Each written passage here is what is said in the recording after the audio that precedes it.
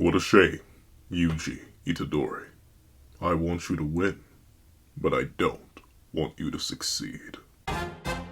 What's up, guys? Hunter here, and here we are to do a breakdown and discussion on whether or not Yuji Itadori should actually succeed in saving the lost Prince of Darkness, Megumi Fushiguro, from the King of Curses, Ryomen Sukuna. On a narrative level, on a character level, on an interpersonal character level, and just on like a meta-narrative level. And also just how I feel about it. So we have a whole bunch to talk about. So let's not waste any more time and let's hop right into it. Editing me. Ready. 3, 2, 1, go. What's up, guys? That guy with a pencil here. Fun fact, I do happen to have it on me and keep it on me at all times. And another fun fact, Yuji Itadori. Well, he did have Megumi on him, but unfortunately couldn't keep it on him at all times. But he also had Sukuna in him, but couldn't keep it in him at all. That actually sounds way worse. Let me not say that. But I guess it's not inaccurate. Because, he was legit. And he did eat him. So I guess it's not too bad. But essentially, Yuji Itadori. Obviously, he's our main character. Obviously, his main villain dynamic with Kinjaku completely out of the narrative and Mahito gone for over 100 chapters has been with Sukuna. Obviously, the whole point of this big bad final battle, ever since Gojo was unsealed in 221, was saving Megumi. Of course, all of this is for the sake of Megumi Fushiguro. The reason that Maki Zenin appears and rather removes Sukuna's arm and not hypothetically his head or his legs or his torso, it's for Megumi Fushiguro. The reason that every individual is here fighting, even Miguel himself, is because of Megumi Fushiguro. The reason that characters as powerful as Yudokotsu fell was to save Megumi Fushiguro.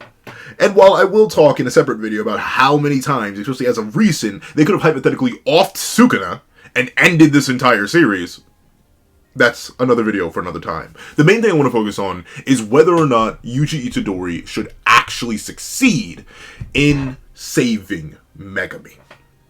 Because I think it is very, very important for the overall context and ending of Jujutsu Kaisen. Notably, obviously, the merger is a very, very, very hefty plot point that a lot of people are heavily invested in seeing. Heck, I was heavily invested in seeing it for the longest time, but the way the cast has been falling like dominoes, and considering how powerful the merger is implied to be, and how hard it would be to undo, and the massive cost of it, I've definitely become more and more distant from the merger as a concept, but outside of the merger, Sukuna is our final antagonist.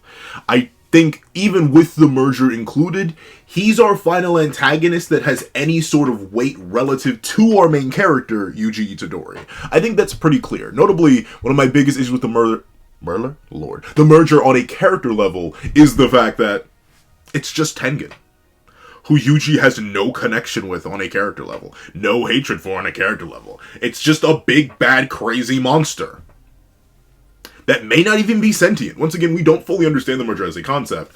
So Sukuna's the last interesting character we could have a hypothetical character dynamic with. And with that being the case, the whole point, like I've said, is to save Megumi, right? Like, that's what Yuji went out of his way to get these fancy little arms for, to get them soul-seizing punches for, to run in and do that darn damage for.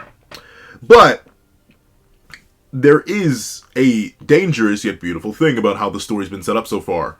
Yuji can beat Sukuna without saving Megumi. But the question is, should he save Megumi, right? And here's the thing. I personally believe that JJK has kind of... I'm not going to say it's impossible for our cast and crew to have a happy ending. As people have pointed out, in terms of actual character loss, it's just Gojo, Kashimo, and Higuruma. In terms of characters who are confirmed, knocked 100 million billion%, and half the fandom doesn't even think that Gojo's really gone. And hey, as much as Higuruma's a fan favorite character, as much as Kashima's a fan favorite character, Sukuna, in terms of massive crazy damage to our cast and crew, he hasn't really done anything. Yorozu, or / Samuki, not really a character. Who else? Ryu? I love Ryu. Ryu's my goat, but once again, not necessarily a character. Sukuna, he's done crazy amounts of things to crazy amounts of characters, caused harm, damage, destruction, devastation, character loss, all that. But ultimately, I do think that Sukuna's defeat should come with a cost. A greater cost than even the life of Gojo Satoru, even the life of Kashima Hajime, even the life of Hikaru Hiromi, even the permanent damage to Yudokotsu, even the... I I can't say permanent damage to my goat Maki Zenin. No permanent damage to her. But in terms of just, like, cost and character weight and character interactions, I do think Sukuna and his defeat should come with something heavier. And I also do believe that with the story has been set up so far, a happy ending where everyone gets exactly what they wanted, or the few characters who are alive get everything that they exactly wanted, isn't necessarily in the cards for JJK. Of course, there's a much darker ending that I will also talk about in another video, and technically it's two. It's either Dark Ending 1, Sukuna wins, or Dark Ending 2, everyone but Yuji falls. But while that is an interesting topic, and I do have my own opinions on that, that's once again for another video. The main thing I want to focus on is Yuji and his connection to Megumi Fushiguro. The thing about these two is that ultimately, while they do have an interesting character dynamic, and while I do think that this entire battle has been for Megumi, and ultimately for them to do all this, sacrifice all that they have, throw themselves in this very specific way at the King of Curses, risk everything, and lose things like Gojo Satoru, lose things like Yuta Kotsu, lose things like Higurumi Hiromi, Kashimo Hajime, all these different characters, well, I do think all of it would be wonderful in order to give them a nice, positive, bittersweet endings. I think JJK is kind of locked into the bittersweet ending route. I don't really see a happy ending for JJK at this point. I do think we should have a cost. Kind of like what happened to Yorozu. Remember, well, not necessarily Yorozu, but Sabuki, who ended up being Yorozu. The cost for Megumi to become Sukuna was Yorozu. A character who, admittedly, no one cared about. No one knew. And the few that did are being carried by fandom characterization. And while I love fandom characterization, it is not in the original text. And I swear it's barely even in, like, the extra light novels. So it basically doesn't exist. And thusly, I think if we're going to transfer over weight, and if we're going to transfer over something that's going to be relevant to our main character, Yuji Itadori, we ultimately need to sacrifice the man who saved Yuji Itadori himself. We do need to sacrifice none other than Megumi Fushiguro. I think he does need to go. I don't think Yuji should save him. But let's talk about why. One, like I mentioned on the weight front, Jujutsu Kaisen is a story not of equivalent exchange, but of exchange. Obviously, there's a whole bunch of talk about whether equivalent exchange is relevant in JJK recently with certain things explained in 255. But that aside, the main thing about Jujutsu Kaisen is that everything comes with a cost. Gojo's overwhelming power came at the cost of Riko's life and the destabilization of Tengen, which allowed for the merger to even be a possibility as easily as it is in the first place. The cost of Toji Fushiguro defeating Suguru Geto is the loss of Suguru Geto's life 10 years down the line. The cost of Gojo being sealed in Shibuya, well, I guess it's more than just Gojo being sealed in Shibuya. The cost of Gojo getting sealed in general cost numerous different developments in lives and characters. The entire Shibuya incident arc is based on that cost-benefit analysis, where our cast kept losing and losing and losing and losing. And ultimately, well, I think the defeat of Mahito had its costs and its benefits. Well, I think the defeat of Kenjaku had its costs and its benefits. Well, I think the defeat of every single Culling Games opponent had its costs and its benefits, and its weight and investment and its outpull or output, its payback. Sukuna's really, really, really big. Like, hefty big. And don't get me wrong, Gojo Satoru definitely is a massive investment. I'd say in terms of, if we were talking in like groups of investments, he's a really high tier one. Dropping Gojo Satoru, the most popular character in the entire series that has transcended the fandom so far that you can hear his name in other corners of the world and there are actual shrines built to the man. Of course, he's very, very important. But ultimately, I think Sukuna still has a little bit of a higher cost. And Megumi ultimately exists to pay that cost. He's the one that I think needs to be sacrificed. Because ultimately, while I do think that everything they go to defeat Meguna and to defeat Sukuna will be worth it in the end, because of course we've lost things, I think Yuji Itadori shouldn't succeed in saving Megumi, because I think that'd be a little bit too positive. Which sounds awful, but just based on how the story of JJK has been written, where everything positive comes with an extreme negative, the defeat and permanent erasure of the King of Curses is a massive positive. A gargantuan positive. A positive that was not possible for the past 1,000 years in universe. Now, with all 20 fingers consumed, and seemingly enough destroyed, along with the original mummy body of Ryomen Sukuna, if Ryomen Sukuna falls here, or gets, I don't know, like, soul suppressed here, then Sukuna's not a threat anymore. Megumi can live out the rest of his days and just get destroyed, and, you know, Yuta ate the final finger. Or at least it's presumed he ate the final finger, and that's gonna perish when he perishes. So Ryomen Sukuna is cooked. I think that's massive for the weight and story of JJK. Too massive for just Gojo Satoru to pay that debt. Too massive for Kashimo Hajime to just pay that debt. Too massive for Higuro Hiromi to just pay that debt. So, why not have Megumi Fushiguro pay that debt? And of course, that's the story reasoning. But what about the character reasoning? Why am I suddenly so against my boy, my son, my beloved baby boy, Yuji Itadori, getting this dub? Come on now. Why do I want him to suffer so much? He's lost and sacrificed and trained so hard just to save Megumi Fushiguro. Why would I allow him to go through all that just to... Yuji's story is one of suffering. Is one of suffering and loss and dramatic irony. That's one of the main reasons I love Yuji Itadori. I love that Yuji Itadori is a boy who tried so hard and fought so hard. But in the end, it never seems to matter. Whether it be working to unseal Gojo only for Sukuna to slaughter Gojo not 13 chapters later.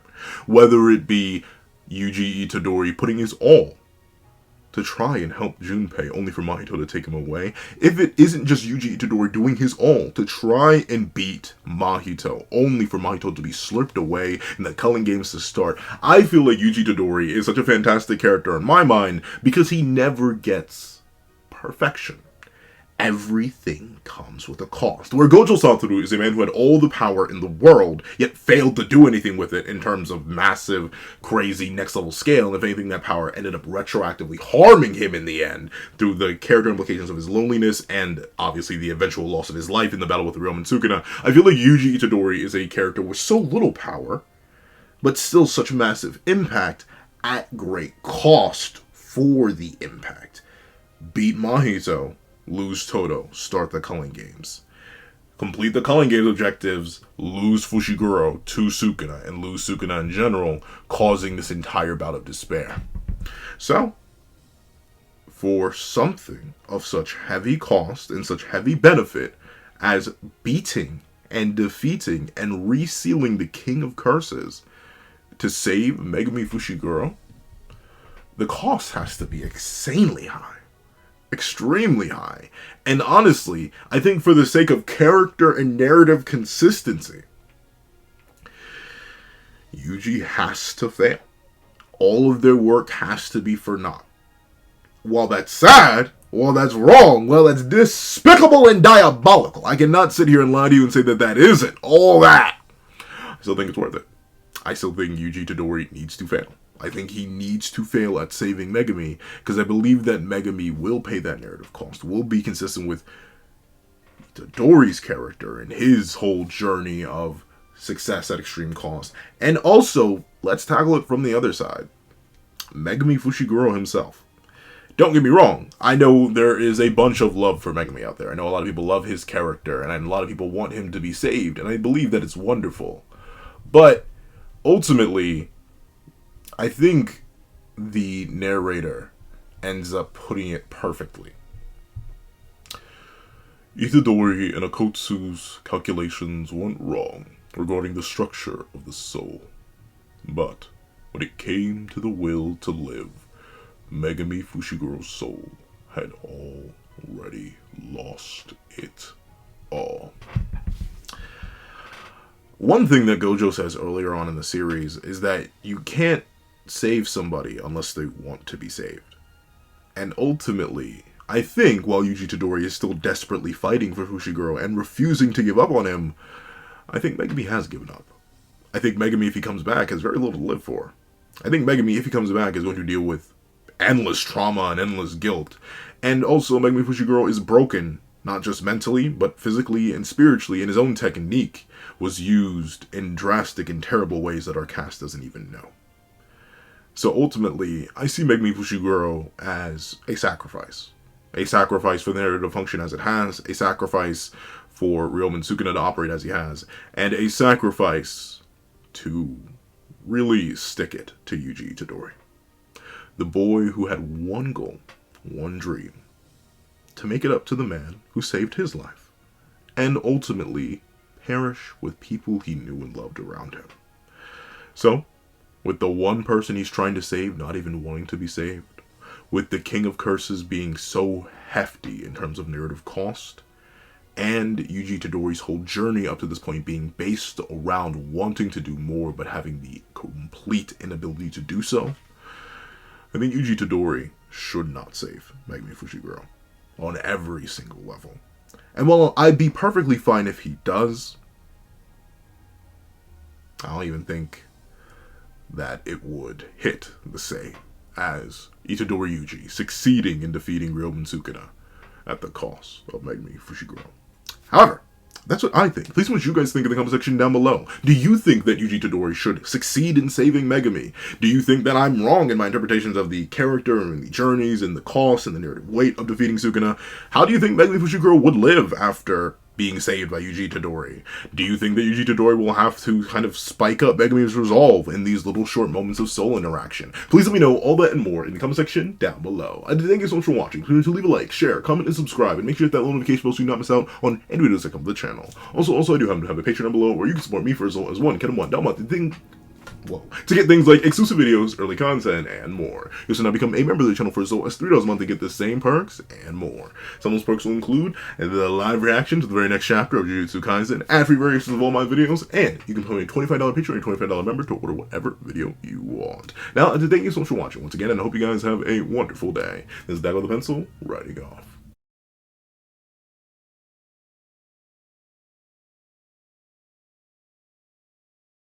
I'd like to give a thank you to our $3 members: O'Connor Plays, Greyhound, Akids Void, Astro, Eternal Flame, Teen Midgao, Querencia Tala, and Red Wolf 4765. And I'd like to give a thank you to our $5 patrons: Steron, Sean, Panda Goat, Midnight Lord 21, Marcus, Kevin, Igneal, and Ehac1. And I'd like to give another thank you to our $7 members: Autumn's Mornings Lazo and Sick Addiction.